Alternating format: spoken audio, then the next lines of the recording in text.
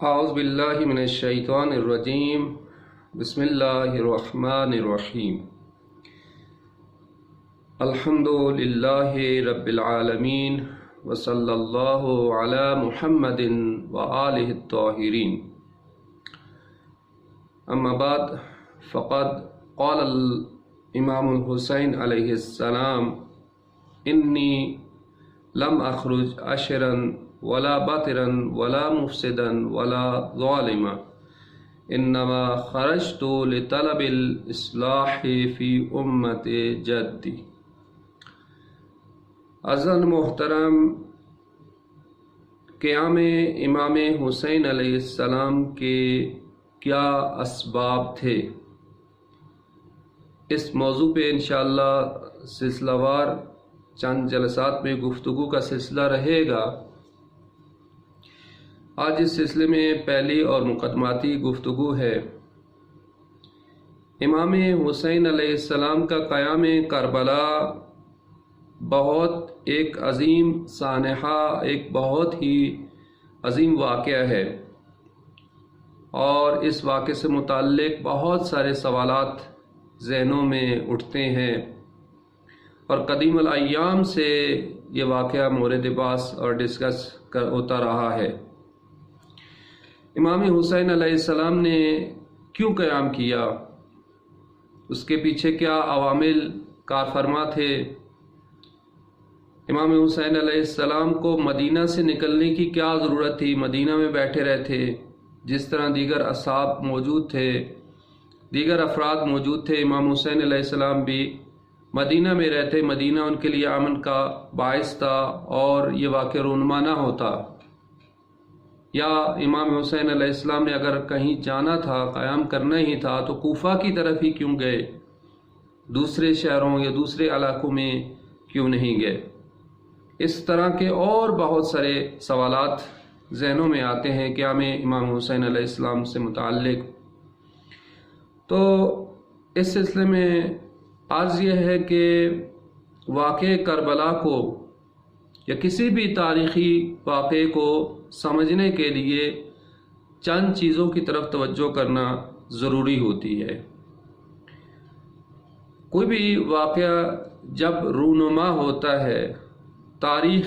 کے کسی حصے میں، خاص حصے میں، خاص زمان، ایک خاص زمان میں، مکان میں وہ واقعہ رونما ہوتا ہے، لیکن اس واقعے کو سمجھنے کے لیے ہمیں تاریخ کے اوراق کو پلٹانا پڑتا ہے اور پیچھے جانا پڑتا ہے۔ یعنی اگر واقعہ کربلا 61 ہجری میں پیش آیا تو ہم اگر واقعہ کربلا کو جاننا چاہتے ہیں تو ہمیں فقط 61 ہجری کو نہیں دیکھنا، بلکہ ہم نے پیچھے پلٹنا ہے اور رسول پاک صلی اللہ علیہ وآلہ وسلم کی وفات کے بعد سے لے کر یہ 50 سال کا جو عرصہ ہے، اس کو دیکھنا ہے کہ وہ کون سے عوامل، وہ کون سے اسباب رونما ہوئے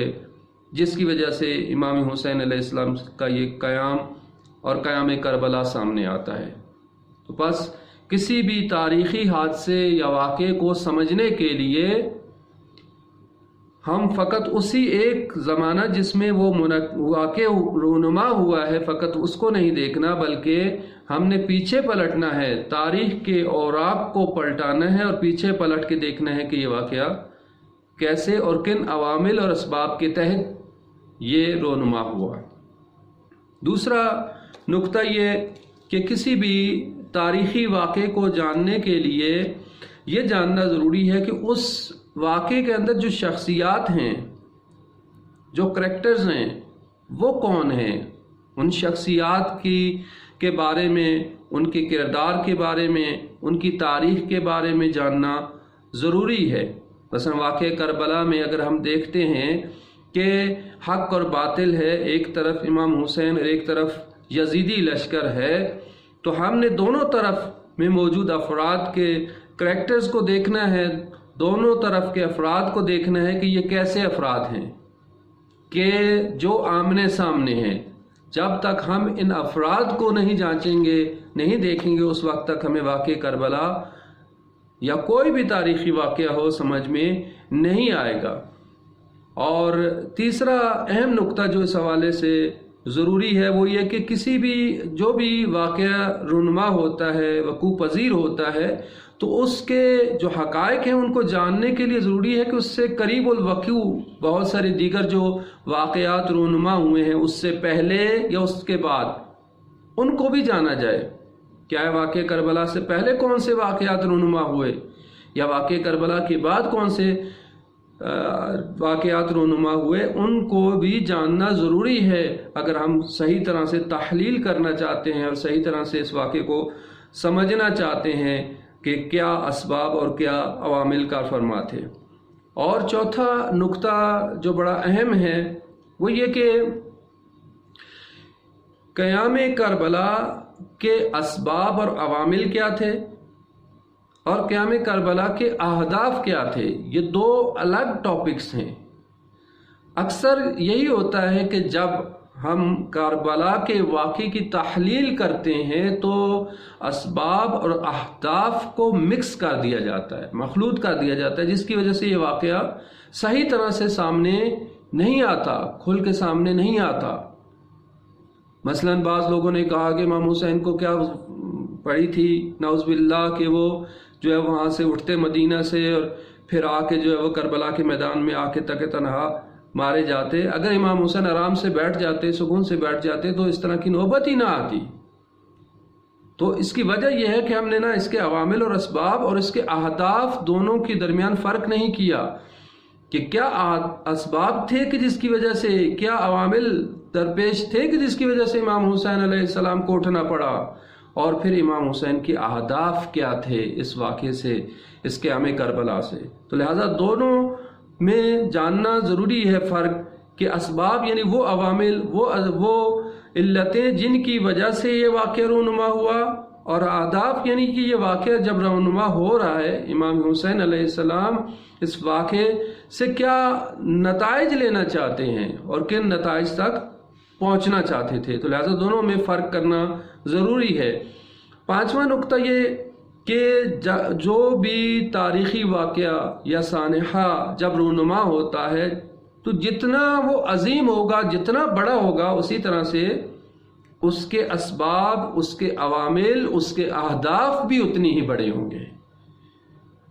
طول تاریخ میں اسلام کی جو تاریخ ہے اس میں اگر نگاہ دوڑائیں، بلکہ طول تاریخ انسانیت میں قیام کربلا جیسا واقعہ نہیں ملتا۔ بہت ہی عظیم واقعہ ہے، بہت ہی عظیم سانحہ ہے۔ اب یہ جو جتنا ہی عظیم ہے یہ واقعہ، اس کے اسباب اور اس کے عوامل بھی اتنی ہی عظیم ہوں گے اور اس کے اہداف بھی اتنی ہی عظیم ہوں گے۔ تو یہ جاننا ضروری ہے کہ آیا امام حسین علیہ السلام نے جو قیام کربلا کیا اور کربلا کے میدان میں آپ تشریف لائے، اس کے پیچھے کون سے عوامل تھے، کون سے اسباب تھے، کون سی ایسی مشکل پیش آ گئی تھی امت محمدی پہ، دین اسلام کے اوپر، کہ اگر امام حسین قیام نہ کرتے تو خدا نخواستہ دین تباہ ہو جاتا۔ یعنی رسول پاک کی وفات کے اس 50 سال کے عرصے میں وہ کون سے عوامل پیش آ گئے،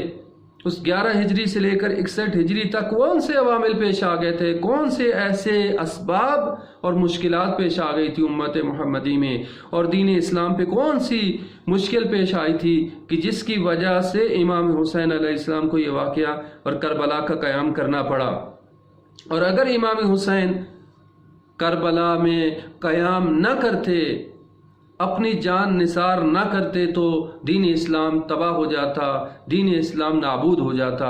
ان اسباب اور ان عوامل کو جاننا ضروری ہے کہ امام حسین علیہ السلام نے قیام کیوں کیا۔ انشاءاللہ آئندہ کے جلسات میں مزید جو ہے وہ ان مقدمات کے حوالے سے گفتگو ہوگی، اور پھر ان مقدمات کی بنیاد پہ اسباب اور عوامل کی طرف ہم آئیں گے کہ قیام کربلا کے کیا عوامل اور کیا اسباب تھے، اور اسلامی معاشرے کی کیا حالت تھی۔ کسی بھی واقعے کو جاننے کے لیے بھی ضروری ہے کہ ہم اس واقعے کے جب رونما ہو رہا ہے تو اس وقت اس کے عوامل، اس واقعے میں